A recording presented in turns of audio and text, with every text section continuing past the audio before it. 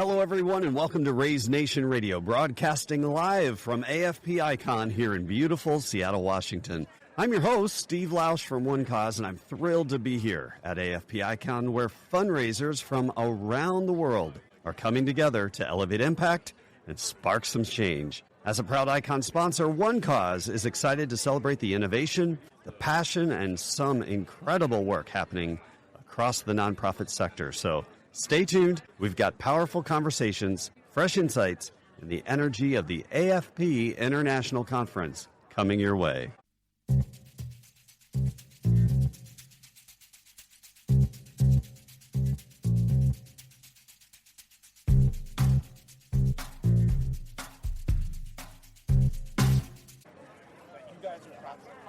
All right, we're back at the One Cause booth in Raise Nation Radio studio here live at AFP Icon 2025. And I have Bart Lilly from Synergy sitting across from me here in studio. Bart, great to have you. Thanks for stopping by. I love it. Thank you for the invitation. It's so good to be here. Yeah, hey, listen, I know that you are working the show and shaking hands. You got great connections, and that means you're having fantastic, meaningful conversation with a lot of people.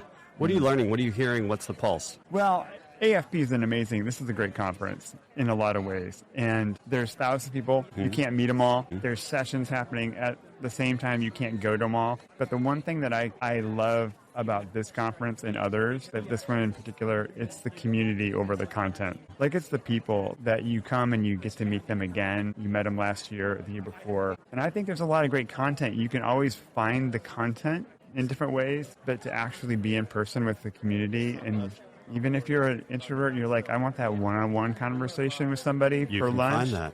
You can have that. So as fundraisers, it can be hard to do what we do on the regular, but when we're in it together and you realize, you look somebody in the eye and you say, hey, this is what I do, and me too, that kind of connection, that kind of community is really strong. It's strong. It goes a long way. And I know a mutual contact of ours talks about this as being like camp.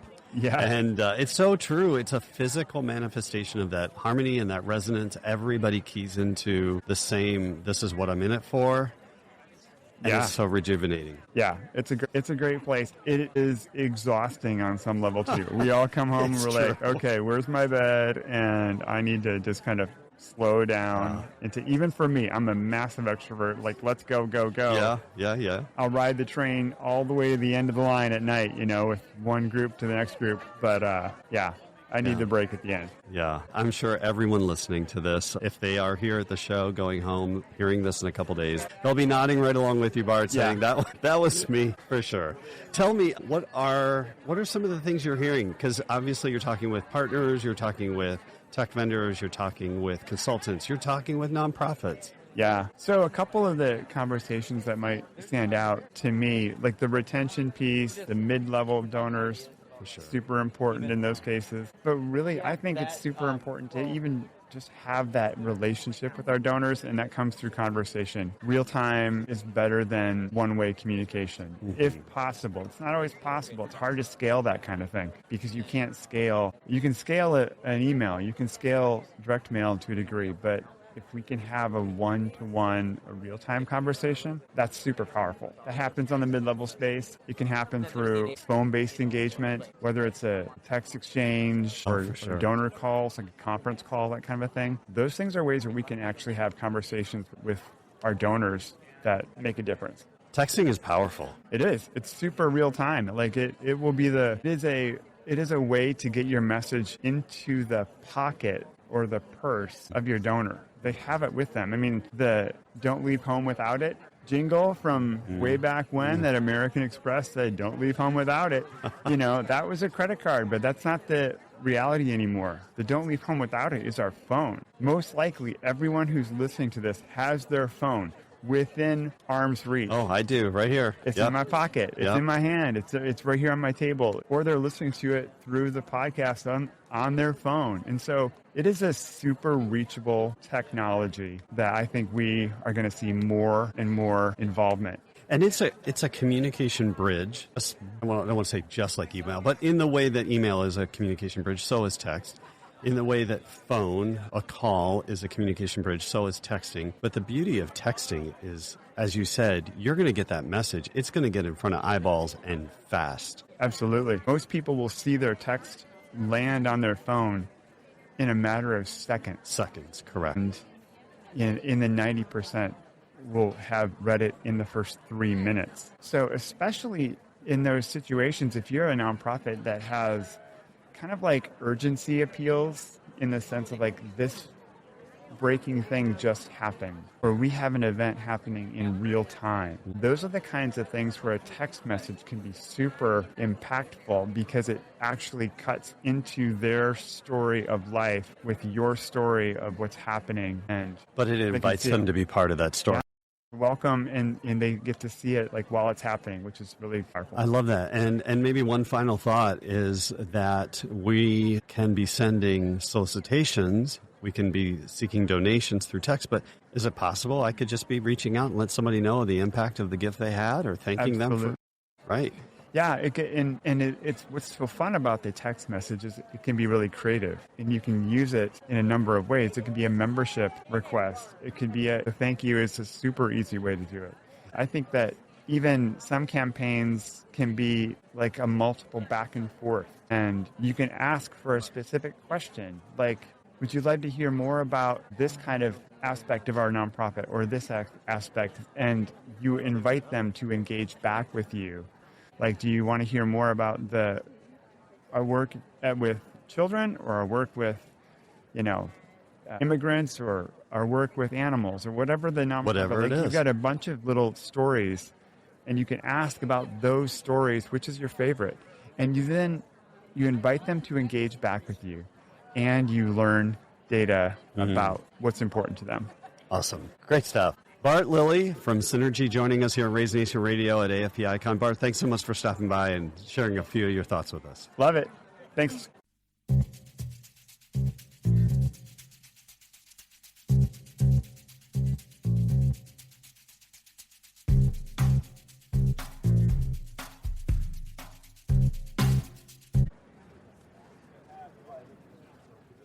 All right, welcome back to Raise Nation Radio here at AFP Icon 2025. I have been able to, and I've been chasing you down for a little bit the last couple of days, Josh Meyer. But I have Josh Meyer, VP Market Engagement from Bloomerang, joining us in the Raise Nation Radio studio here. Josh, how are you? I'm good. Thank you, Steve, for having me. This is such a pleasure to sit down in conversation with you and sort of bopping around the expo hall here, and it's just great to be able to take a moment and catch up here. I appreciate that, and it's always a pleasure, and I always look for you at the show. So much history. So we'll leave it at that and move on to my first question, because, you and I were just talking offline about the Fundraising Effectiveness Project and some of the data that came out there. Good, bad, up, down? What's your take on it? Yeah. So are you familiar with the Fundraising Effectiveness Project? Yeah, so real quick overview. Fundraising Effectiveness Project is a project out of the Association of Fundraising Professionals, AFP, and it is a collective sort of effort with a number of the data providers, so the CRM. So Bloomerang is obviously in it. For sure. Our friends at Donor Perfect, Neon, there's a number of them, and we anonymize all the data in our CRMs, and then we actually Giving Tuesday, the data scientists at Giving Tuesday sort of analyze the trends with that sort of aggregated data. So we're not just looking at Bloomerang or Neon or Virtuous or Donor Perfect data, right? You're looking at the whole industry as a sector. And then what we're able to do is really extrapolate some high-level trends and understand, how is the industry doing? It's been going on for, I think, almost 20 years here. We're probably nearing, and wow. So we just released the Q4 data, which is the totality of 2020. Oh, geez, where are we? We're in city and what state are we in? 24. Yes. So the totality of 2024, and some interesting sort of trends sort of popped out. Yeah. Go ahead, because I know you got a couple that are top of mind that I'm sure the audience would find very interesting. Yeah. So I think overall fundraising dollars were up, is what we saw when we looked at the data, and it was about up by 3.5%, which is good. I was going to say initially that sounds good. That does sound good, right? It is good. I think the sort of the head scratcher or sort of the thing to be a little bit more worried is a strong word, but, concerned or focused on, right, I think is just the overall number of donors. So that dropped about 4.5%. And then I think that sort of the bigger call out there is those small dollar donors, right? So donors that are between $1 and $100, right? That dropped by about 8.8%. Okay. So you're looking at me, Steve. You're like, well, how can the money, the total revenue goes up, right? But the number of donors goes down, right?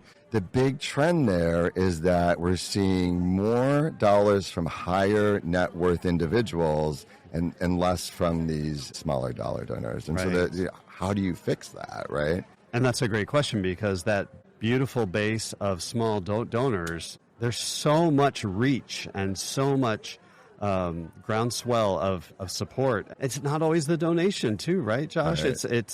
It's given by time and talent and other ways of giving, but at the end of the day, that dollar is needed. Yeah, right. And so then how do you steward that relationship, right? Becomes part of that question. Yeah, so that kind of gets you into the waters of retention, and how are we going to keep those donors if they are seeming to trail off, at least at the grand scale? Any thoughts on that? Yeah. I think retention is so important. Hold on one second. We're getting water. Probably going to have to be an edit, but if not, it's going to be a funny segment here as we get a little frog in my throat. Apologize. This is everything they can cut. Oh, jeez. All right. Oh, now I'm throwing things. All right. Poor Steve. All right. So this is everything. All right. So and we're back. And we're back. And we're back. Steve, I do a lot of public speaking on this, and one of the things I always ask is I'll have everyone raise their hand and say, how many of you have a Costco membership? My hands go up, right? Steve's hand just went up, right? My hand goes up. And then I ask the audience, I say, all right, lower your hand, right, if you cancel your membership after a year. Right, or you don't pay that for that second year. And you know what happens? All those hands stay up. That's right. Because it's just automatic. Yeah. Right? And Costco does a really good job of sort of stewarding their donors, their customers. Right? And so it's something I think we can, as nonprofits and as fundraisers, it's kind of thinking like, how can we pull some of these learnings from these for-profit businesses and apply them to nonprofit? And, one of the things I like to talk about when we're talking about retention is it's thinking about, it's thanking, right? It's thanking those donors, right? And so whenever someone makes a gift, right, you gotta thank them, right? And that, you can do that automatic receipt from your fundraising platform, from your online fundraising platform, but really, I think you need to take another step, right? Whether that's some sort of paper, and it could be a mail merged letter, right? But some sort of acknowledgement, a little bit more of a personalized email, right? We're seeing texting, right, come into play to do with acknowledgments, right? If it's a larger gift, right, I think it makes a lot of sense to pick up the phone and just really, don't make another ask, but just thank them and appreciate them, right? So really trying to build that relationship. And then the next thing, right, I think is just informing, right? You got to inform that donor where that money went. How did you use it? How did you, nonprofit, what program did that support? Or did that help with general operating so that you can keep the lights on, right? And so that can come in a number of ways, right? It could be a newsletter, right? It could be part of other programming. You're kind of sharing like what has happened. It could be an individual phone call or a donor visit, right? But you got to tell these donors where their money is going, because otherwise they're not going to give again. I love that. And I think back, Josh, and I know you're familiar with this research, but I think back to our giving experience study that we put out on an annual basis. And year after year after year after year, the donors are telling us, hey, you got to make it easy, which I want to come back to in just a second. Yeah. You have to connect me to your mission, and I need to know that my money my gift, my donation, whatever value I bring to has made an impact and where that impact is being made. And you really just hit on those last two. Yeah. Because when I pick up the phone or a handwritten note or something that is personalized email, I have an opportunity to reconnect with that mission, and I have an opportunity to explain that impact. Is that fair? Exactly. We did research. We did a generational giving study over at Blimmering last year, and same thing. Sort of, why do people stop giving? They're not informed. That was like one of the top reasons amongst all of the generations. Yeah. Right? It was like people just didn't know where their money was how it was being used. And so if we don't inform our donors, they don't feel like they're part of this community. Right. Right? They feel like it's a very transactional. And then they fall off. And then they fall off. Yeah. We And don't so, want that. listen, we realize, right, as nonprofit professionals, as fundraisers, right, time is, of the essence, right? That's probably the one commodity that we all feel like we're short on. Well, and so I think there are probably some smart, clever ways to sort of do some of that, some automation, right? Making it really easy. You got to do what's right for you and meet your donors where they are. Right. Right. But just making sure that you're doing that thinking and you're sharing that impact before you make the next ask. And that I think is really, really, really important. Oh, for sure. I want to go back to this concept of ease of giving for a minute. Yes. And then I know you're busy. I want to let you go, but I want to hit on this. I know Bloomerang has, in the report, has also identified some of that goes into that equation of what makes giving easy. What's your take on that? I mean, I think fundraisers these days, like, back, I'm going to date myself here, right? Where checks were, you were like, they were being mailed in and you send them to, a batcher and they would sort of deposit them for you. And then, we got into, online and it was sort of this online fundraising, but it was sort of one sort of option there, right? Yes. You could go on, you could pay and you'd have to whip out your credit card. Well, first I had to find my credit card, Josh. There's that too, right?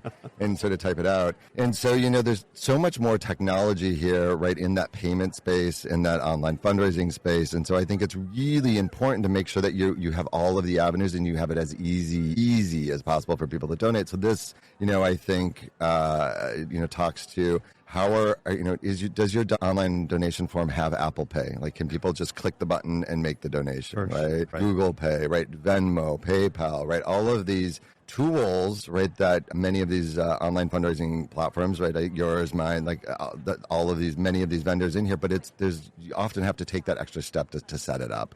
And I think that's so important because you want this experience to be as easy as possible for that donor, right? The other thing I think that's really we're seeing is like stock. Right. So if you're a big major donor, right, or maybe you've been making some monthly gifts and you want to make that end of the year gift, you're ready to sort of double down with the nonprofit and you want to make stock, but you go on their website and there's no information on how you can make that stock gift, right? That donor is it's gonna add this level of friction, right, that can complicate that transaction, or they can just walk away.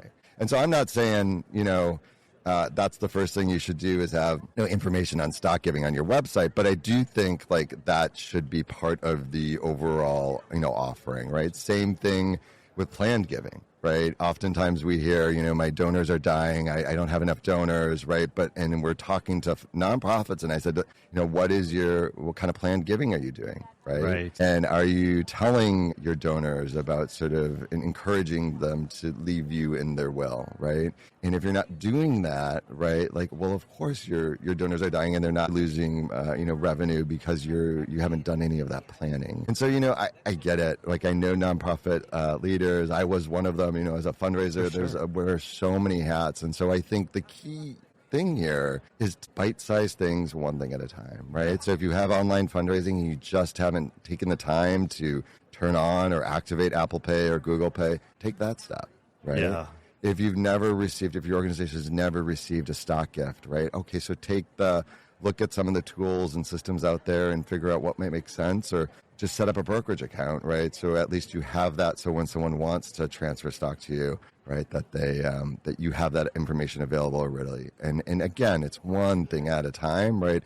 Don't have to go run out and do this, but kind of think about it, as a horizon, right? Maybe set it as a goal by the end of. I think this is great. Super practical, Josh. I think going back almost full circle in our conversation to that beautiful base of small gift donors. If you're listening today and you can take that next step to turn on Apple Pay, Google Pay, Venmo, PayPal, whatever it is to make that giving, and Josh, I'm going to borrow your word, frictionless, take the friction out of that process. That's one thing that nonprofits can do today. That's an easy one. Yes, you know what? I look forward to it, Josh, every time. Good. Josh Meyer, everyone, VP Market Engagement from Bloomerang, joining here on Raise Nation Radio at AFP Icon 2025.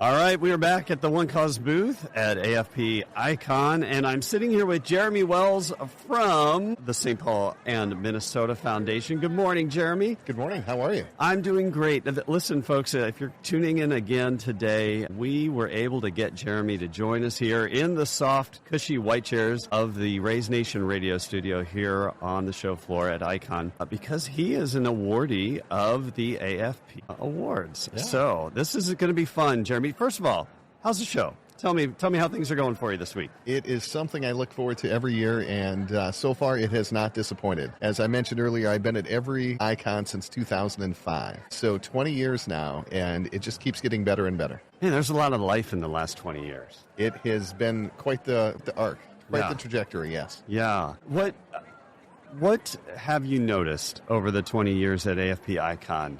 Yeah, I mean, the AFP is so good about being in the moment, and there have been a lot of moments, as you said, over the last 20 years. And so, you ride the ups and downs, the ebbs and flows of the economy, the political environment, whatever happens to be. But I appreciate at the center of it all, fundraisers are still there, meeting the moment for their communities, for their organizations, for the people they serve, and regardless of when we find ourselves. And so it's nice to be surrounded by other people that are contributing to the positive fabric of our society, even when it feels like there are a lot of headwinds externally right now. Yeah. The wonderful thing about our sector is that we are all dispersed in our own communities, wherever we happen to be, unleashing good in so many different ways, and to be able to come together in a single place that one time a year, not that there aren't other great shows out there, but to be able to come together, it's really special. It is. There's such an energy here, and it's so lovely not to have to explain what you do to someone. When you start a conversation, you can just start the conversation. I love that. Well, on that note, I'm going to ask you what you do. Sure, yeah. Tell us and our listening audience a little bit about your organization, and then I'm excited to hear about the award. Sure, yeah. Well, I have the privilege of working as the Senior Vice President of Philanthropic Services at the St. Paul and Minnesota Foundation. So we are a community foundation, one of the largest in the country, I think number 13 out of almost 1,000 community foundations. We've been around for 85 years. And community foundations are place-based by nature, so we are a statewide foundation. We have a presence heavily in the east metro of the Twin Cities, the St. Paul area, but we have fund holders in 52 of the 87 counties across Minnesota. So we do fundraising, we do grant making, and we care about kind of broad community vitality. And so we have donors that care passionately about education, others about the arts, economic development, housing and homelessness, whatever the issue is, as long as it's contributing to the positive fabric of our society, we want to invest in that. Oh, that's wonderful and inspiring. And this next question may lead us into the topic of your award, but what's something in the last year or maybe even 2 years that you're particularly excited about going on back home? So we launched a new strategic plan at the beginning of this year, so we worked on it the previous year, most of 2024, working on the plan. We just launched in January. I think it gives us a nice strategic direction for where we're going as a foundation. So, broadly speaking, we do three things. We inspire generosity, we invest in community-led solutions, and we advocate for equity. And you can see that throughout this plan. And so I'm excited about that. But I'll tell you the thing I'm most proud of, having spent my career in fundraising, 25 years this year, we've really stemmed this revolving door of fundraising professionals in and out. And so I had 3 staff members last year celebrate 10-year anniversaries with me at the foundation. At your foundation. Yep. I've had another one already this year, and I have 3 more that will celebrate over the next 12 months, 10-year anniversaries. We've created an environment and a culture where people can thrive, where people find success, and I get more pleasure out of seeing their growth and success for my team than I do even anything that I've been able to do. That is amazing.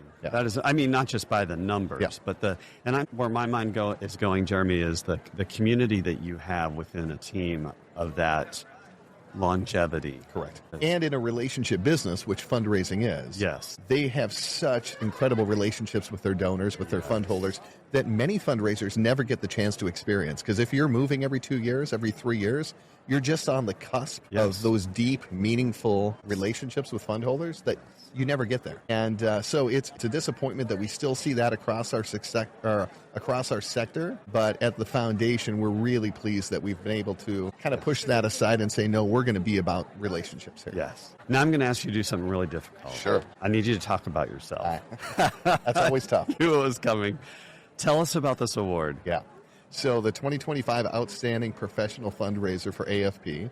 As my son liked to brag to one of his friends, my dad's the best fundraiser in the world. Yes. And I said, not really what it is, but I appreciate the sentiment. It really focuses on three things. So one of them is fundraising success. And I'm very proud over the last 25 years of what I've been able to accomplish, never on my own, always in partnership with others, colleagues, bosses, board members, staff. So that's one of the three aspects. The second one is commitment to AFP in the profession. And so I've had the pleasure of serving for 2 decades on a variety of AFP boards, task forces at the local level, at the global level. I had the pleasure of chairing the AFP Political Action Committee for a couple of years, the PAC board. I had an 8-year stint on the global governing board. So really trying to lean in because I do feel that strengthens the profession.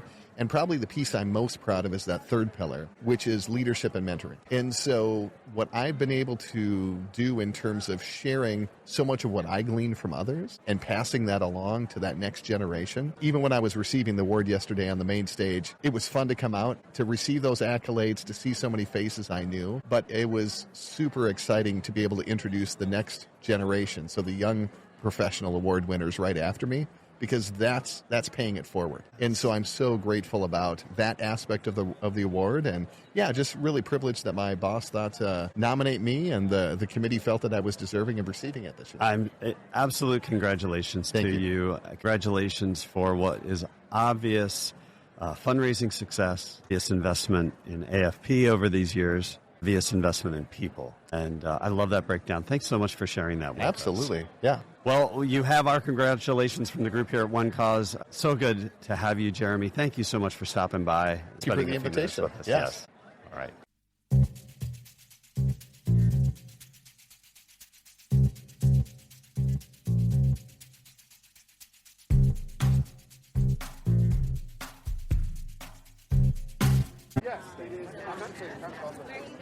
Well, that's a wrap for today. Thanks for joining us here at the Raise Nation Radio studio in the One Cause booth at AFP Icon 2025.